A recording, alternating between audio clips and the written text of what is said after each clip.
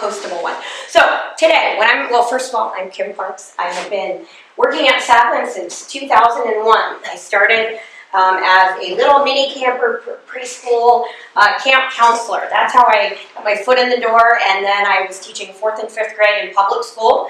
It was really difficult, and it was in Terra Hills Elementary in the Richmond Unified. And I remember crying one day in my car thinking, oh my God, what have I done in my life? This is the hardest job ever. I have no support. There's all this bureaucracy. I hated being in the union, teachers union, all of that. It was rough. But I kept plugging away and teaching and doing the summer thing. And then they asked me to run the summer program. And then finally, one of the summers, I was at the 5-year, just finished year 5, and I was literally on burnout. And thank God, Jonathan Martin, the head of school, basically rescued me. And I did not teach for 2 years at Saklan because I had to get my mojo back. It was rough. So my mojo's back. And I came back and I found out, which was weird, that I loved upper elementary. I love all ages. My retirement job already, just so you know, is going to be with the 3-year-olds. I already decided. That's why every summer I work with Sage this year. I love them. But my true love and my passion is in middle school with the middle school kids. But I love to also organize and plan. So I teach 6th and 7th grade humanities, leadership for 8th grade, and also I run middle school. So today I have another position, another hat, called the curriculum coordinator position. And this has come out of just a desperate need we need more formalized review that happens every year at Saklan, revamping. And so we're going to talk about that and a little bit at the end about why I think we have an academic edge. Okay. Why you don't free time?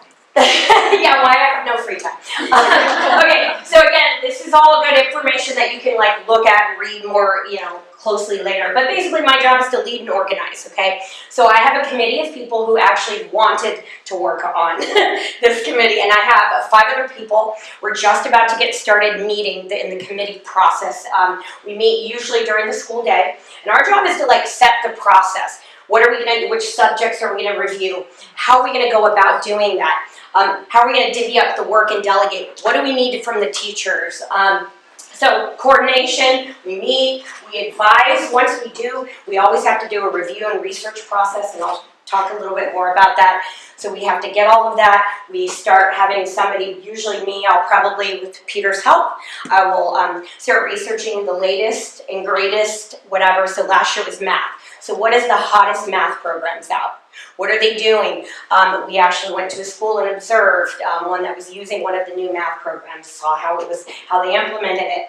So we'll talk specifically. There were 4 that we really spent time on, and then we end up deciding as a group. We're the ones that decide. Okay, are we going to buy new materials? Or what are we going to change? What are we going to keep? What are we going to add? What are we maybe going to take out? Okay, and so this happens every single year. Okay, so our mission, though, primarily, obviously with the Think Creatively, Act Compassionately, Live Courageously, has to be a theme in all of our curriculum development, from teeny on up. And we have to have a quality education where kids can be independent thinkers, learners, and all of that. So basically, our job, our plan is, we're supposed to obviously support our kids. We need to have high expectations for all kids. We want them to. We have high expectations. However, so here's the bar, but there's not one path to get here, okay? And that's what Saklan can do. We can provide alternative ways for your child to reach the same goals and to be equally prepared. Everybody is individualized, all these different learning styles. One of the things about education that's changing all the time is the drill and kill, or the stand up in front, at the kids, and they take notes and all that. Sure, sometimes they do some of that, but they also do a whole bunch of other stuff like Miss O does, right? We have all these different ways of teaching. We also have so few kids in our classes, which is a good thing and intentional, the small class size, so we can track each child. The math program and the decision we made for our math program coming up that we implemented this year will show you exactly how we are individualizing math. It's really, really cool, and I have a little video later to show you. Also, before I move on, We do have to be very careful and strategic in thinking about what are the concepts, the standards, and I'll explain which the differences that we look at. And then of course, huge, we have to look at assessment results. So right now, I think most of you know, we administer the Educational Records Bureau standardized tests, which are very similar to the ISE, same company. We have children from grades 4 through 8 taking the exams. We have made a strategic also decision to not test children in grades 1, 2, or 3 for a reason. We were finding that the amount of stress that it put on the kids, we have a lot more preparation that the kids, and the frame of mind and what it did to the kids at the end of the year, it detracted so much from their young elementary experience, okay? And they have the rest of their lives to be tested. So we thought grade 4 felt like about the right time, and so we've been doing that now for at least 5+ years, just starting at grade 4. Before that, we also had grade 3 and then grade 2. So we've been looking at the results over a long period of time, seeing what's going on, seeing trends. Do the kids find out the results of their tests? Yes, they do. Parents have the choice to let them know. A lot of the middle school kids do know. So we do get the results. Typically, we mail them out. Yeah, they're mailed out in summer, right? Or like August. Is that typically what? During the summer. Yeah. So so you get a printout, right? And it says kind of a breakdown.